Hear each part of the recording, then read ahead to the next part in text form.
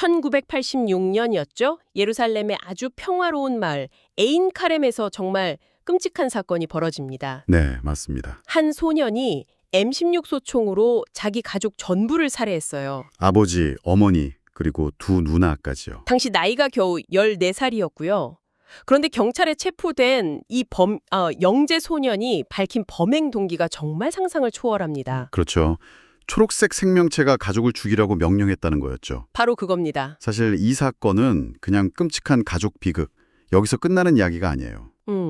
오히려 우리 사회나 법률 시스템이 인간의 가장 어두운 행동, 특히 그 이해할 수 없는 동기랑 마주했을 때 어떻게 작동하고 또 어떻게 무너질 수 있는지를 아주 적나라하게 보여주는 거죠. 네, 그래서 오늘 저희가 바로 이 사건에서 시작해서 살인이라는 행위, 그 이후에 벌어지는 일들을 한번 깊이 파고들어 보려고 합니다. 네, 보내주신 자료들을 보니까 이 소년의 처벌 문제부터 시작해서 그가 과연 피해자인 가족의 재산을 물려받을 수 있었는지, 그 문제도 있죠. 심지어는 합법적인 제도 안에서 살인이 벌어질 수 있는 가능성까지 정말 생각지도 못한 방향으로 이야기가 뻗어나가더라고요. 네, 맞습니다. 지금부터 그 복잡한 실타래를 한번 같이 풀어보겠습니다. 좋습니다. 우선 사건 자체를 좀 더 들여다보죠.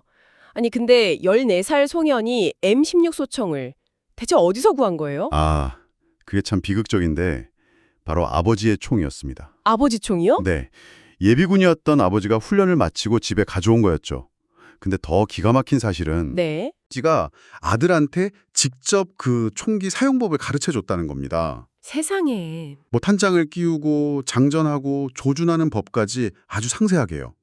아버지는 그냥 아들과의 어떤 유대감을 쌓는 시간이라고 생각했겠지만 결과적으로는 아들에게 살인의 기술을 가르쳐준 셈이 됐군요. 네, 바로 그거죠. 자신의 아버지가 가르쳐준 방법으로 가족을 살해했다니 정말 끔찍하네요. 범행 후에 소년의 행동은 어땠나요? 침착했다고요? 네, 자료를 보면요. 굉장히 침착하고 냉정했습니다.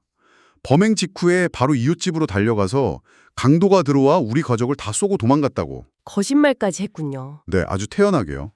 가족을 모두 잃은 아이의 반응이라고는 도저히 믿기 힘든 모습이었던 거죠. 결국 자백은 했는데 그 동기가 초록색 생명체라니. 이게 정말 정신질환이었을까요?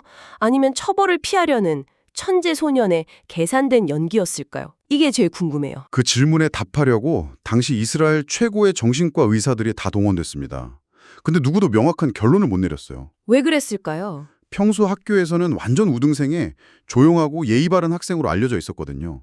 그러니까 주변 사람들은 상상조차 할 수 없는 일이었던 거죠. 그래서 일부 전문가들은 그가 혹시 고기능 소시오패스의 특성을 보인 게 아닐까? 이런 가능성을 제기합니다. 고기능 소시오패스요? 그게 구체적으로 어떤 건가요?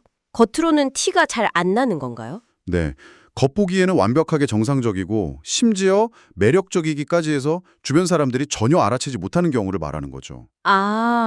타인의 감정이나 전혀 공감하지 못하면서도 마치 공감하는 것처럼 또 사회적 규칙을 지키는 척 연기하는데 아주 능숙한 사람들. 실제로 그런 모습을 보였나요? 네, 실제로 이 소년이 가족의 장례식, 그 무덤 앞에서도 눈물 한 방울 흘리지 않았다고요. 와, 그렇다면 법정에서는 이 알 수 없는 동기 혹은 뭐랄까 이 동기의 부재가 어떻게 받아들여졌나요? 바로 그 지점이 변호사 전략의 핵심이었습니다.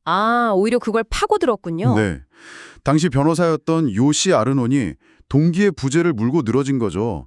상식적으로 이해할 수 있는 동기가 없을수록 오히려 소년이 자신의 의지로 통제할 수 없는 정신 상태에서 범행을 저질렀다는 주장이 설득력을 얻게 되니까요. 그렇죠.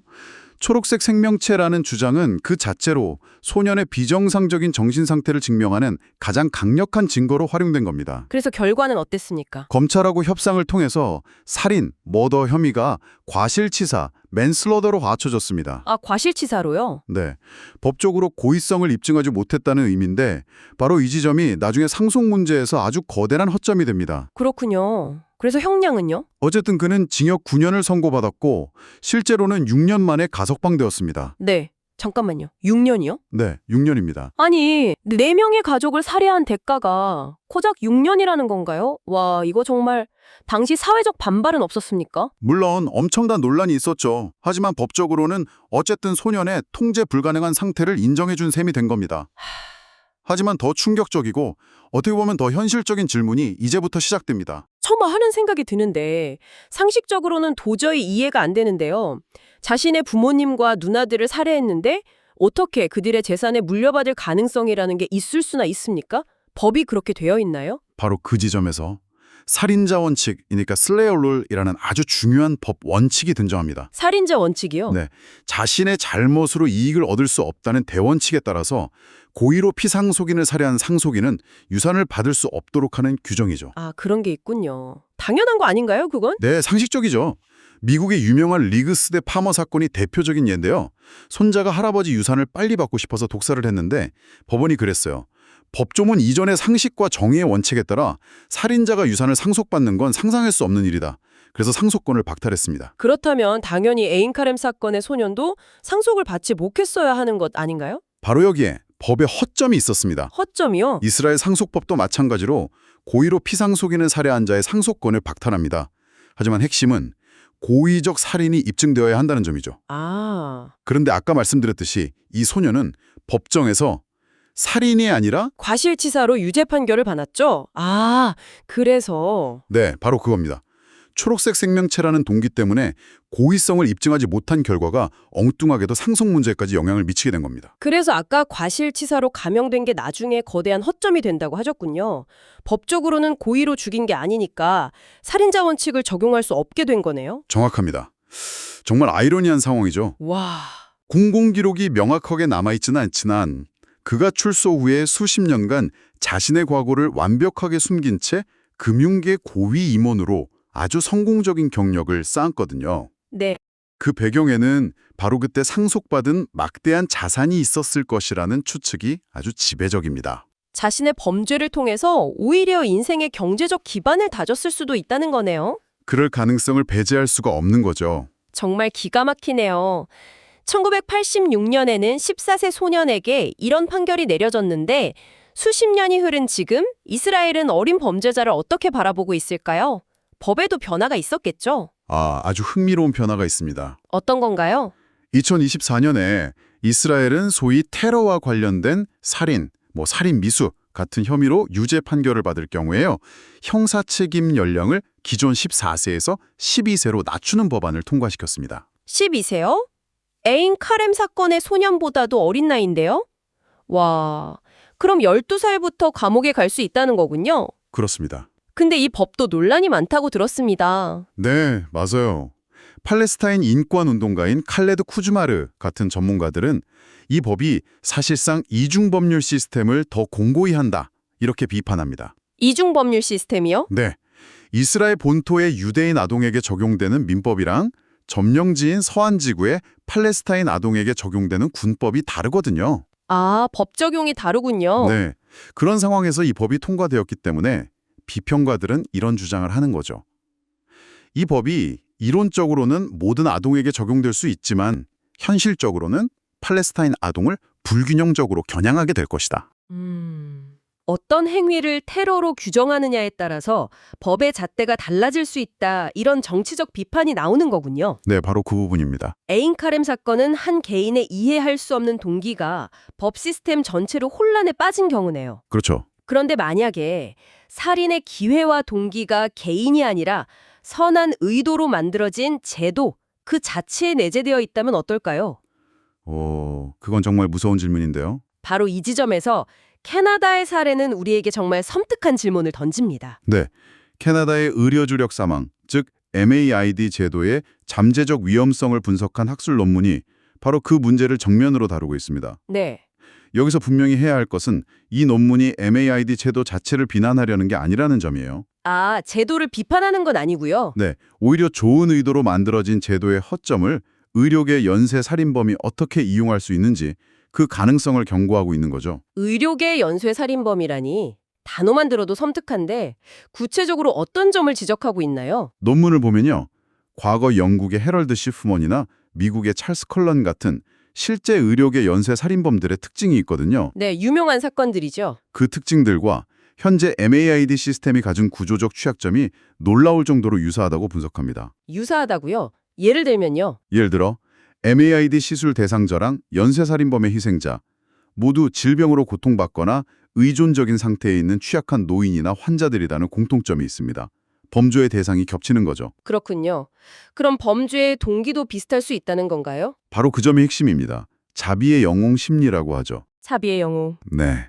환자를 고통에서 구원해준다는 잘못된 사명감이나 혹은 환자의 생사를 통제하는 데서 오는 어떤 가학적인 쾌락, 경제적 이득 같은 동기들, 이런 게 MAD 시술자에게도 얼마든지 나타날 수 있다는 겁니다. 와, 논문에서 실제 사례를 인용하는데 일부 MAD 시술자들이 시술 후에 아드레날린이 솟구친다거나 기분이 매우 좋았다고 표현한 경우가 있었대요.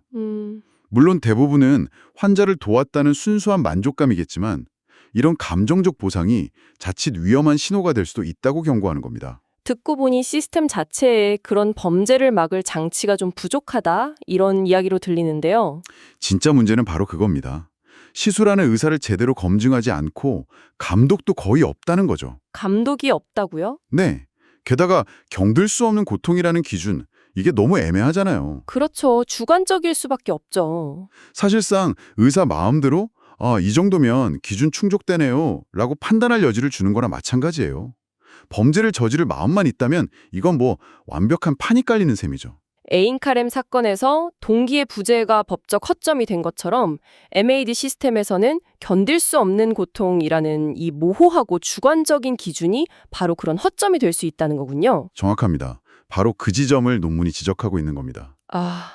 법을 연구하면서 가장 회의감이 드는 순간이 바로 이런 지점인 것 같아요. 사람을 구하기 위해 만든 제도가 반대로 어떤 사람에게는 사람을 해칠 수 있는 가장 완벽한 시나리오를 제공할 수도 있다는 아이러니 말이죠. 네. 다시 모든 이야기의 시작점이었던 에인 카렘 사건으로 돌아오게 되네요. 수십 년이 흘러서 다큐멘터리를 통해 자신의 정체가 세상에 드러난 후 이제는 중년이 된 그 살인자는 지금까지도 침묵을 지키고 있습니다. 그렇죠. 그의 변호사는 생전에 나는 진짜 동기를 알지만 무덤까지 가져갈 것이라는 말을 남겼죠. 여전히 미스터리네요. 네. 결국 오늘 다룬 이 세 가지 사례는 모두 법이 인간의 의도라는 보이지 않는 영역을 판단하려고 할 때 얼마나 취약해질 수 있는지를 보여줍니다.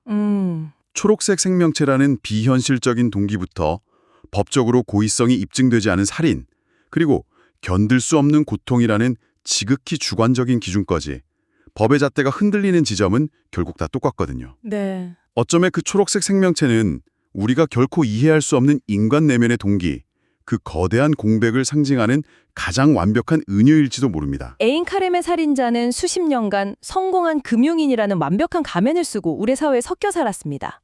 오늘 여러분께 마지막으로 던지고 싶은 생각할 거리는 이것입니다. 우리는 일상에서 얼마나 많은 가면들을 당연하게 받아들이고 있을까요? 그리고 그 가면 뒤에 숨겨진 진짜 동기를 우리는 과연 알아챌 수 있을까요?